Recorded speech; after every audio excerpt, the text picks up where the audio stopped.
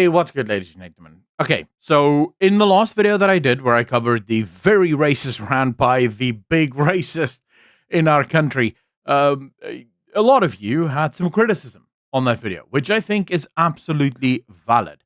Some of you pointed out that why don't I show the full video? From my perspective, and this is what I do with every single one of my videos, I want to determine how much of the racism do I need to show in order to, one, realistically and honestly convey the context of the video, but no more, because I don't want to give airtime to racists. I don't see that as helpful, and I would prefer if these people just sort of go off and do the good night. But I take the criticism that a lot of you gave, that you want to see the full context. You want to see exactly what this guy had to say, and you want to be able to make that up, your mind up for yourself. So we will be going through that video in this video. I'll show you the whole thing, and I'll give you commentary as we go. Some of you asked, who is this guy? Where is he actually from? I looked everywhere prior to the first video to try and figure out who this guy is. I eventually found after the first video, through using Grok, I was able to establish that this guy might be Nyama Ye Ohini, God is King, or I am you, dependent on where you look for some of his videos, because he seems to be posting in a lot of different places. And this is the closest that I could find to an account of his. It would appear, because this is I am you 2, so because I can't find I am you 1 or I am you the original. So either that account is taken down because he might be constantly posting racist stuff and that gets taken down and he'll just start new channels as it goes. But this is effectively all I could find. I can't find a real name.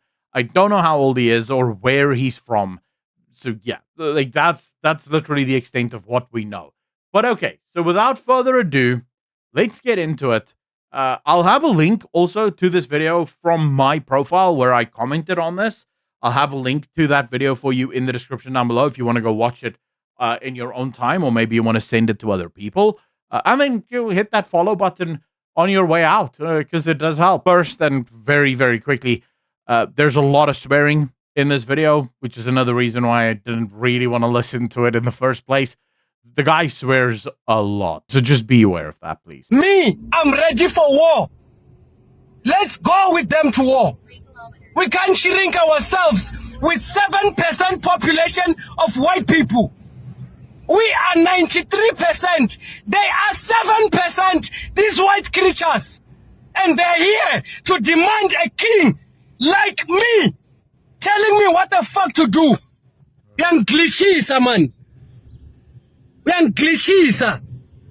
You tell me what the look around. We are seated. People have no jobs. Look around. Look around. We're still waiting for these creatures to give us economy. Okay, so he's waiting for us, the creatures, to give them economy. It's not our job to give you economy. You voted for a government for 30 years that was supposed to give you an economy. And that government over the last 30 years has slowly but surely, methodically destroyed said economy. And just to put this into context for you, AJ Fenter over on X just posted this. It shows you where your economy has gone. This is from Nelson Mandela, 2.7%, Thabo Mbeki, 4.2%, Jacob Zuma, 1.7%, Cyril Ramaphosa, 0.6%. You've been able to see for at least the last decade and a half what the policies of the ANC is. It's important to understand that good economic decisions is like an exponential snowball. The more good economic decisions you make, the better the economy does, the richer everyone gets. And that growth is theoretically at least unlimited. Bad economic decisions is the same thing. It's an exponential snowball. The only difference between bad economic decisions and good economic decisions is that bad economic decisions does have an end. It's the complete and utter destruction of the economy. It is not our job. You just called us creatures. Why the hell would we give you an economy? It's also like we're not able to do that. We're not in control. We don't control the economy. You do. You voted for these people. They're the ones destroying the economy, not us. We don't have political power, sir. So that's just, and I want to point this out, and I genuinely I'm not trying to come after you in this, and I want to make this super clear. But the comment here stood out to me. This is on my previous video. You can go watch that. You have to understand the frustration of black people. I do. The frustration of black people is the exact same as the frustration of white people. Imagine 37%, I'm assuming percent, it's actually closer to 45%, unemployment. It's frustrated to see white people in the ANC government prosper economically. White people are not prospering. Some white people are very, very rich. Overwhelmingly, though, white people are not prospering. A lot of white people are suffering. They happen to live in houses, sure. They happen to drive cars, sure. But that's because the cultural expectation for white people is that you must have a house, you must have a car. But a lot of white people, my own friends included, are so deep in debt that they are basically one crisis away from bankruptcy. So many white people I know live on debt because that's all they can afford. The economy is not doing well for them either. This will lead to the mass killing of all races if the government doesn't do something. We agree. Don't you think it's time that white people have at least give some of the land back? Land does not create wealth. You and I, sir, do not disagree on the fact that black people should prosper economically. You and I do not disagree that black people should be allowed to grow and build wealth and be prosperous. We agree 100%. Where you and I disagree is on how you think you get there. Because the how you get there is far more important than saying you need to get there. You see, because the how, if you do it your way, where you want to give black people land, every country where it's ever been tried to take from the rich and give to the poor has ended up with a population poor. Every country where it's ever been tried. Mao's China, Russia, Soviet Russia, Cambodia, Uganda, Vietnam. In every single country where they have tried a wealth transfer, it has failed. Zimbabwe, it failed. So when you say we should do this, we look at history and we say, that does not seem to work. So, yeah, 100%. We want the same stuff. We do not agree on how we get there, though. That is our problem. My father, Chrisani, was fighting for the economy. What the fuck is the economy? How do you run the country without printing your own money? How do you run the country without owning a bank? How do you run a country without owning the minerals? So his big mistake here is thinking that you can print your way out of this problem. Government money printing only ever leads to inflation because it's not real, right? It's not real. It's not real money. The whole concept of money is entirely psychological. You see, the reason you charge 10 Rand for your apple and you're willing to take my 10 Rand for the apple is because you believe that the apple is worth 10 Rand and I believe the apple is worth 10 Rand. And the 10 Rand note I hand you for the apple, you take because you believe the apple, that 10 Rand is worth 10 Rand. And you can go spend that 10 Rand note somewhere else for another good that is worth 10 Rand. But it's psychological because that piece of paper isn't worth 10 Rand. That piece of paper is maybe not even worth a couple of cents. So ultimately, it's all up here. The problem with government printing money is eventually the up year, people realize, oh, wait, this money is worth less than 10 Rand. Like this 10 Rand note is no longer 10 Rand. And once that happens, you have what is called demand inflation. People just start charging more because they no longer believe that the money is worth what you claim it is. And once you have demand inflation, that's a boat that doesn't stop, right? Because people now have to change their minds about it. Printing money has never fixed anything, but okay. Yet we drive the sports cars. We have the smartphones made by our minerals. It's not made by your minerals. You were paid for those minerals. They bought them from you. And the reason you're not making it yourself is because of your ANC government. I don't understand. If the ANC government had better policies, we would be making smartphones here in our country. Fuck this. Let me tell you something about me. I am fucking ready for war. No, you're not. kill the Boer. I am fucking ready for war. Where is the true MK? Let's go. Let's go for war with these creatures. Let's fucking go for war. This thing of that we're gonna go for the system with the system, we're not gonna win. When they came here, they found us civilized and they caused us to be uncivilized. Today they will tell you a black person is lazy. A black person is lazy. Fuck them and their system. The amount of mistakes in that entire rant is insane, right?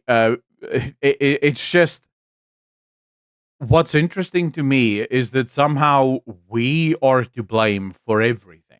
Now, don't get me wrong.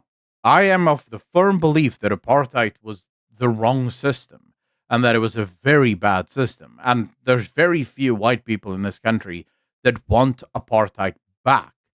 I genuinely believe that you would be hard pressed to find people that want apartheid back. Apartheid made a number of seriously miscalculations and, caused, I think, a lot of problems. But the idea that you're just going to continuously blame systems of the past for the current problems of this nation, I think that's where the big problem lies. Because at some point, you have to start taking responsibility for your own failures. You made mistakes of your own. You've had 30 years to fix this country, and in 30 years, you have fixed nothing. So trying to misdirect the problem to apartheid, and then we look throughout Africa at every nation that has overthrown their oppressors, they are all super poor now. All of their people are flocking to South Africa, the last semi-functional state in Africa, because the problems were never the white man. The problems were them, their mindsets. It's because in Africa, for some reason, there is this belief that only a savior can save us. Like only a government, only a dictator, only a strong man can save us. And then the strong men come into power, they steal everything from the people, and the people continuously blame something else because at some point there must be a strong man that can save us. Me, I'm ready to die and to live for my country. Okay, you can only die for your country or live for your country. You cannot do both. If you have died for your country, then you are not alive anymore to do so. I want to join EFF. I want to join MK. I want to join ANC. Fucking collide all this MK, EFF, ANC. We need one strong political power in Africa. See, that's that mindset. That's the virus. The virus is we need one strong man because that one strong man will save us. Until you realize that you will never be saved by a strong man because the strong man will never have your best interests at heart. That's why he's the strong man. He has his own interests at heart. Until that disease is conquered, and only you can conquer that. No one else can take that from you. No one else can fix that for you. You're the one that has to realize there's only one man that can save South Africa and that can save Africa, and that's Jesus Christ. Outside of that, there is no human that can do that. Nigerian presidents, we need all of us here in one South African United Nations. One political party, one ownership, one rulership, one military. We fuck up the country. We fuck up these creatures. Right now, I've lost my patience for talking on TikTok. I need action now. I need action. Right now. But then, sir, don't make videos on TikTok. Go grab a gun and go take action. See how that goes for you. Maybe some people join in. You could have your own little military coup. If that indeed is what you want. Or maybe you are super scared because you're acting like a child that is just afraid and screaming on TikTok because you're afraid and you're frustrated but you're too scared to do anything about it. Fuck white people. I'm done. I can't pretend anymore. Yeah. Even when I go out with a white boy, I feel it in my brains, in my veins, that I'm disgusted. Why are we complying to their system? We had our own fucking system.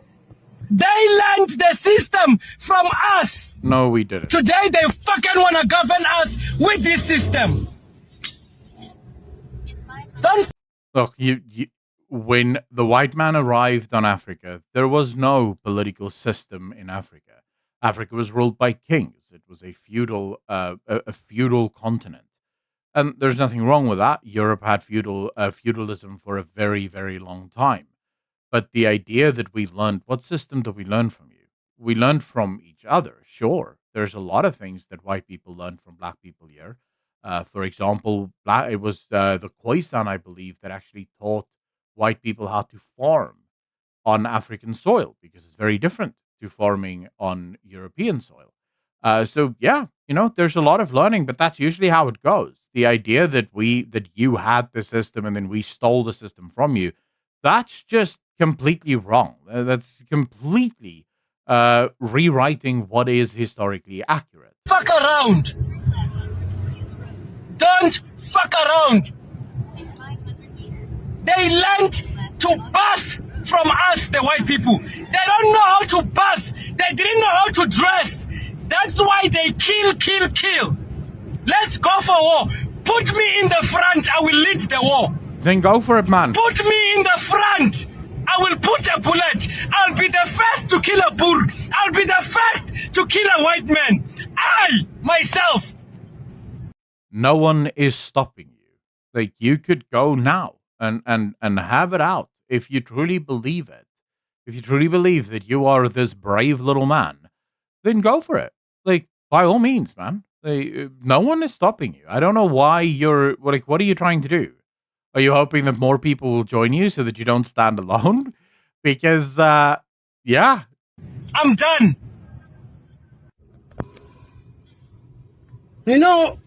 These fucking white people, right? They came here, found us civilized. No, we didn't.